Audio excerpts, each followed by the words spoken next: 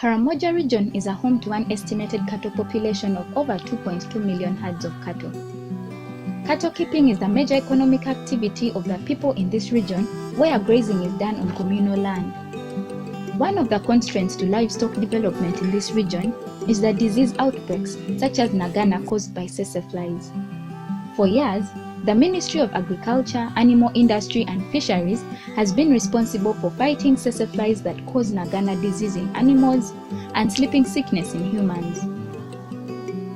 It's against this background that a 5-year project, the Regional Pastoral Livelihood Resilience Project, RPLRP, was initiated. The overall project development objective is to enhance livelihood resilience of pastoral and agro-pastoral communities in cross-border drought-prone areas of selected countries and improving the capacity of the country's governments to respond promptly and effectively to an eligible crisis of emergency. This World Bank project is now in its 4th year of implementation. The project aims at delivering investments that will make pastoral communities resilient to drought and its effects. It was initiated by the heads of state of government of the IGAD region following the 2010 drought, which affected about 12 million people in the region. The project is investing in increased access to water by pastoral communities.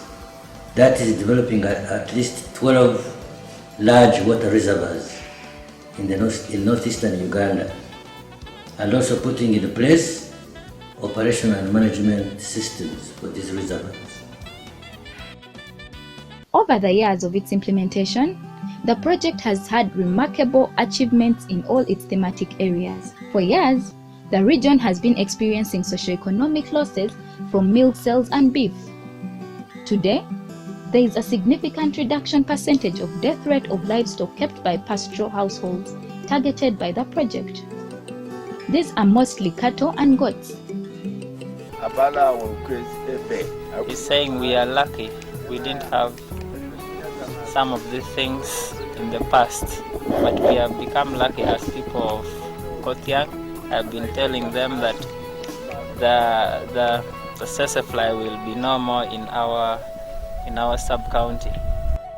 I also told them that the issues of water that we lacked for livestock will be no more because there will be a borehole in the quarantine station.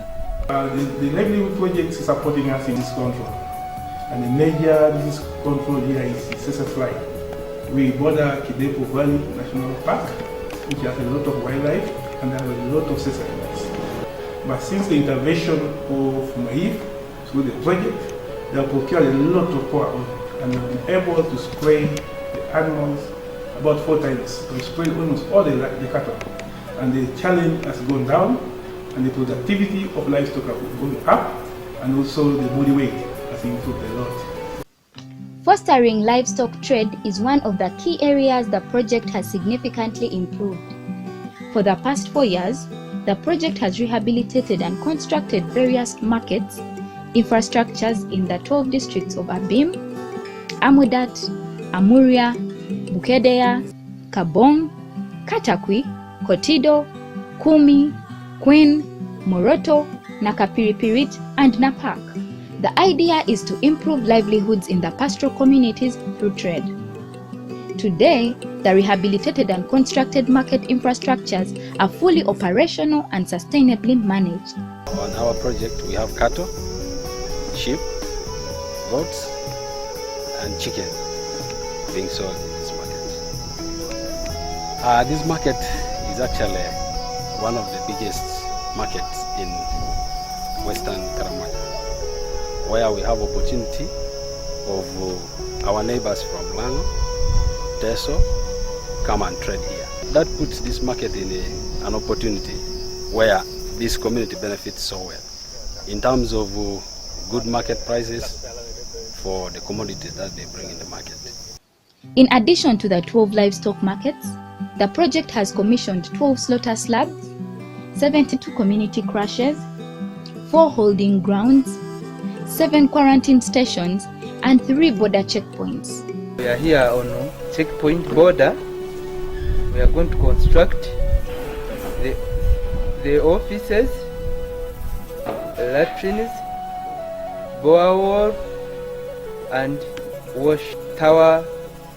Under the project, a number of water infrastructures along the border have been rehabilitated and new ones constructed. The project has committed to ensuring that all the infrastructure remains operational and sustainably managed. These infrastructures are meant to directly support the livestock, since the project area is drought-prone. The idea is to increase access to sustainably managed water and land resources for pastoral communities. Another important intervention of the project is the livelihood diversification. The project was designed to build on existing traditional pastoral systems that clearly separates gender-based roles to manage livestock as well as to ensure household welfare. The main beneficiaries are pastoral and agro-pastoral communities in Uganda. Women are significantly targeted, particularly in livestock development initiatives. This is because women usually take care of milking, dairy processing, and small ruminants marketing. The project has also supported the development of other income-generating activities that are to increase the options available for the men, women, and youth to generate income sources at households. Such initiatives include financial literacy trainings and saving corporations aimed at empowering women at grassroots level. This is Nakiroyen Group from Moroto District, one of the beneficiaries from such interventions. And I'm going to receive broiler chicken, and it's not the first time I'm dealing with chicken. Previously, I used to have my own chicken I was dealing with, and so this chicken played a very big role in my life. When previously with my old chicken, I used to sell them and even pay school fees for my children. And also, it helps in basic needs. For example, health care services. When I go to hospital, I use the same money I get from chicken to pay my health services. This innovation is directly targeting 42,000 households in Uganda, whose livelihoods mainly rely on pastoral activities. The project has financed regional-wide and internal district harmonized vaccination campaigns for priority diseases. This resulted to vaccination of 345,614 cattle and 266,279 goats in the 12 project districts between January and September 2018. This has contributed the reduced death rate and increased birth rate of livestock in the project area. This is evidenced by the significant decline in death from 0.5 to 0.19 of livestock, mostly cattle, since the baseline survey done in 2015. Improving on the livestock, and we are starting with the goats and the cattle.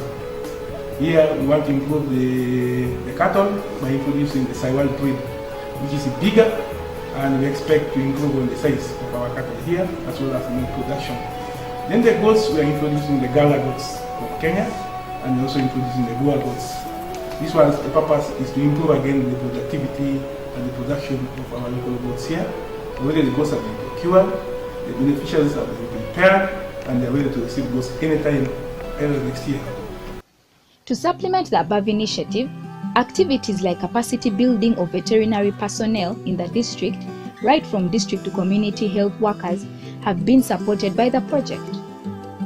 The ministry and veterinary structures have been supported with vehicles, vaccine van, motorcycles, and bicycles. This has enabled the project to carry out district and cross-border vaccination. I would like to, on behalf of my colleagues, the cows, and on behalf of the districts which have received the equipment, to thank you very much for the things you have given us, and I would like to assure you that the equipment you have given us, the vehicles, the laptops, the computers, we are going to put them into the right use. They are in safe hands, and they are going to help us to add value to the project. First of all, we want to appreciate the Ministry of Agriculture, Animal Industry and Fisheries, which has been supported by the World Bank under the resilience project, which has supported us, first of all, in the transport.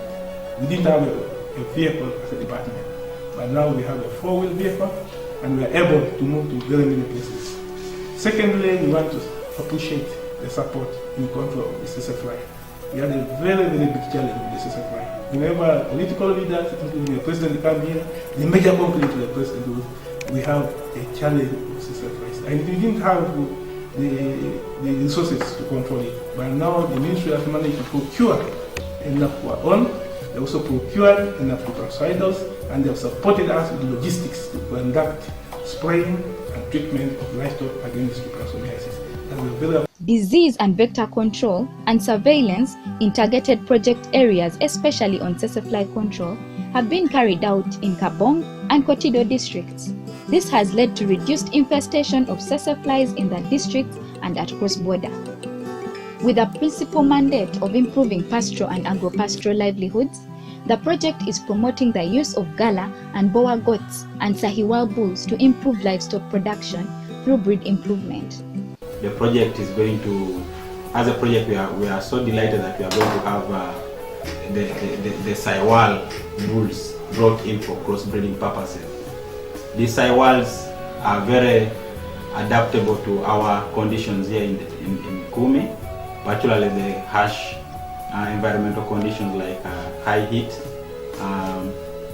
That's normally as a result of the prolonged dry spell, and also they are quite resistant to the diseases that we have, the tick-borne diseases especially. So we see this as an opportunity. Hence, an increase in household incomes in its 12 project districts. So far, the project has supplied 1,800 Gala and Boer goats and improved breed of bulls. I am Masonyo, Steven. I've just received that bull of recent. I expect that bull to at least crossbreed with the local animals around here, so that we shall improve the breeds around. I am Asioko Lawrence from Omina village, Ogoma Parish, Nyero sub-county, Likumi district. I am thankful to government for having given me this opportunity to benefit from the goats. I believe the goats are going to help me educate my children and also cater for my needs. Kalpo village, in Kalpo Parish, Kidongole sub-county. This project, I've embraced it with my 2 hands because the way I've seen it, it's going to benefit the community in the way that ever since they gave me, it is through mating with other animals. That's the way the community is going to be benefiting. So the new offspring that will come out from them, those will be the benefits of that, the community. I'm one of the beneficiaries of the Sahiwal bull, and I got a training sometimes back from this BBC local government, whereby before I got this bull, we had stagnant kind of improved breeds, whereby this way we did not know how to improve these animals and everything, and even controlling the pests and dishes. But when I got a training from the Ministry of Agriculture and Animal Industry, we came to know everything pertaining about what the control of water pests and dishes and the crossbreeding of this Sahiwal bull. Croiler chicken, which are of improved drought-tolerant breed, have been supplied across the project districts as a way of diversifying livelihoods in the project areas. I'm the General Secretary. For the chicken that is coming, I feel when we keep them, we can generate income and have in our group we have also a circle in our group, and we shall be lending money among ourselves in the group. As a beneficiary in this project, I'm so grateful that our group was selected among the many groups in the district, and we believe with these programs that come from government, we shall struggle so that it can improve on our standard of living and also increasing our income status in the community. The project has boosted the livelihood of the youth by not only lifting them out of poverty, but also keeping them productive and gainfully engaged. This is under the new technologies for food and feed production and alternative livelihoods enhanced through demonstration intervention. Here, communities have selected a number of alternative livelihood sub-projects. Apiary, honey making, has been identified as one of the major enterprises. 132 apiary groups, each comprises of 15 members, have been formed across the 12 districts. Both modern and traditional beehives amounting to 126 million Uganda shillings were supplied to the youth groups.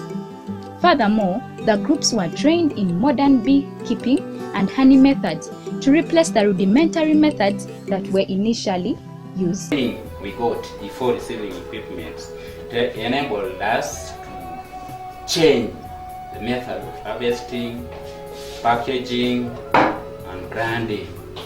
That's now you see we have come from harvesting using fire and even processing using bare hands. We have come up to this level using now the honey press. The storing tank is here. So now if you see that the honey is good, that one we shall bring in, we process and pack.